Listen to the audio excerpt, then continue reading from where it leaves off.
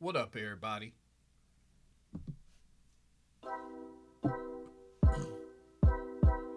It's your boy Avil did it back with another one. However you got here, whether you already subscribed to the channel, whether I popped up on your news feed, whether somebody told you about me and you're checking me out for the first time. However you got here, it was meant for you to be here, so I appreciate it. Before I get started, if you can hit that like button and hit that subscribe button for the content. You did it? Cool. Shouts out to everybody who keep hitting that like, that subscribe button, sharing the content. I truly appreciate it. So to everybody out there, before I get started, I'd like to say thank you. All right, y'all, who we got up? We got that boy Tory Lanez up right now. What? Yeah. So here we go again, man. It seemed like Tory Lanez just can't get it together while he in prison. What? I mean, somebody should have told him. His dad was giving him all of this firm advice. He's this preacher guy. He should have told him, son, never do a crime if you can't do the time. For real. Or you should never plead to something if you figure you're innocent. I mean, either way, did he want to be called a snitch, or do you want to go to prison? So he didn't want to be called a snitch. He say he didn't do it. He'd rather go to prison. So these are the prizes you win when you play stupid games. We say that all the time. That's becoming a saying on here now. So let me read y'all the article and then we'll discuss it a little more. It says, Tory Lanez is fighting for his life inside a California prison system, and the stakes couldn't be higher. What? Federal court documents reveal that guards at California Men's Colony are allegedly retaliating against him with escalating threats and intimidation tactics designed to push him into a more dangerous prison yard. What? His legal team filed an emergency motion claiming the situation has become life-threatening, with correction officers making direct references to his near-fatal stabbing in a way that reads like a threat. What? So they didn't actually just come out and say, we're going to do this to you because we mad at you. But he's saying indirectly through code, they're saying that they're going to make sure something happens to him, allegedly, or send him to a more dangerous yard. The rapper's attorney described the conduct as ongoing, immediate, and escalating, not some distant concern, but an active danger unfolding right now. Prison officials allegedly told him the harassment was meant to force him into a yard where he'd face greater violence.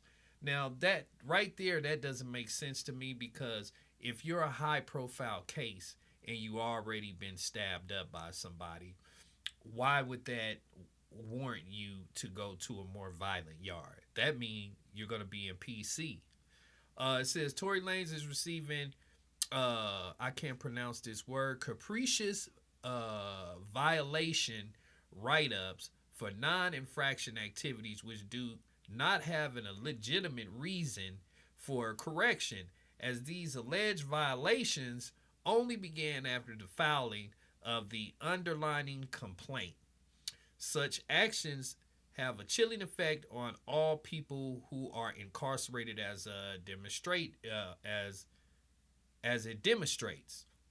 It says to plaintiffs and other individuals that will occur if they exercise their First Amendment right to redress the government for grievances. Tory Lanez's lawyer, Crystal Morgan, said, that's not bureaucratic negligence. That's deliberate endangerment. His lawyers fear for his life, and they're asking a federal judge to intervene before something catastrophic happens. What? I just don't see why they would warn him of a retaliation, because if they warn him, he's able to do stuff like this. He's able to go to the media. He's able to send out text messages, on his accounts. So I just don't see them blatantly telling him, threatening him, when they can just do it. Why do they have to tell him what they're going to do when they can just do it? It says this retaliation started the moment Tory filed his $100 million lawsuit against the California Department of Corrections and Rehabilitation over the May 2025 stabbing that left him with collapsed lungs and facial scarring.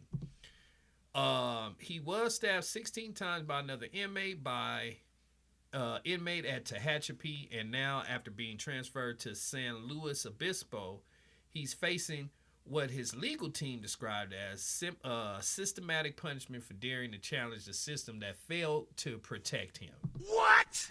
His attorneys argued that this pattern only began after the lawsuit was filed and could intimidate other incarcerated people from using the courts. The emergency motion seeks to block the identified officer from the direct contact with Tory except for routine prison functions and demands that they never be alone together. What? Wow. So it's just one guard. They're making it sound like it's a whole organization doing this when it's not. It says his legal team is asking the court to preserve all video incidents reports, emails, and grievances tied to the alleged retaliation while blocking further contact with the officers orchestrating this campaign. Tory serving a 10-year sentence for the 2020 Megan Thee Stallion shooting, with roughly 6 years and 4 months remaining as of May 2026.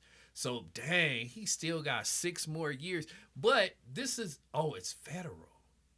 Wow. The California Supreme Court rejected his petition for reviewing in February, leaving his conviction intact, but none of the changes what's happening to him right now inside of these walls. The motion doesn't ask the judge to decide the larger lawsuit through this emergency filing. His attorneys are requesting that the court issue a temporary restraining order to hold the conduct immediately while the larger case proceeds. The federal judge now has to decide whether to act before the situation escalates further. With what he is alleging from these guards, it seems like the only solution that they would have is to put him in like a type of 24-hour lockdown type of thing where he comes out, showers, 30-minute, hour rec, however long they do it, and then go back to his cell. He'll be probably placed in a cell by himself, no contact with anybody, especially after he's already been stabbed up. So I think by him and his lawyers filing this suit or this grievance or whatever, this emergency motion, I think it makes it worse for him.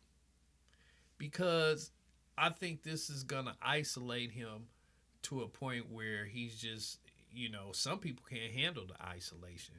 I don't think that right now,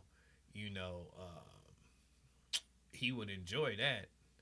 But then again, if he's in general population, he's just having a hard time in prison.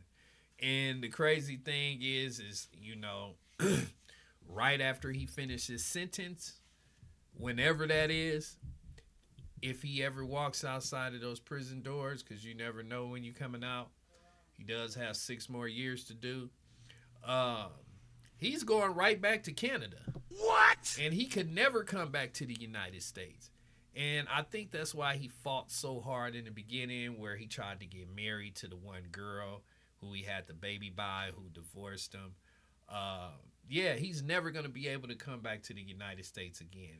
Why not go ahead and sue him for the stabbing and try to get that $100 million?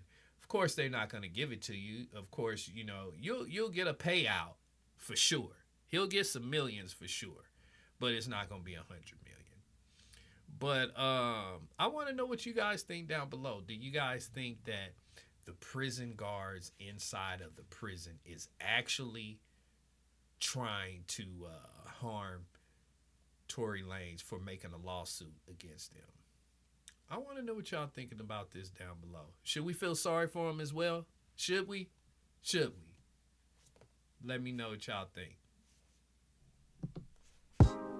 That's all the time I got for this topic. Please make sure you guys hit that like button, hit that subscribe button, hit that hype button, hit that like button, and y'all already know I'm gonna be back with some more reaction videos, some more news. So I'm definitely gonna catch y'all on the next one. All right.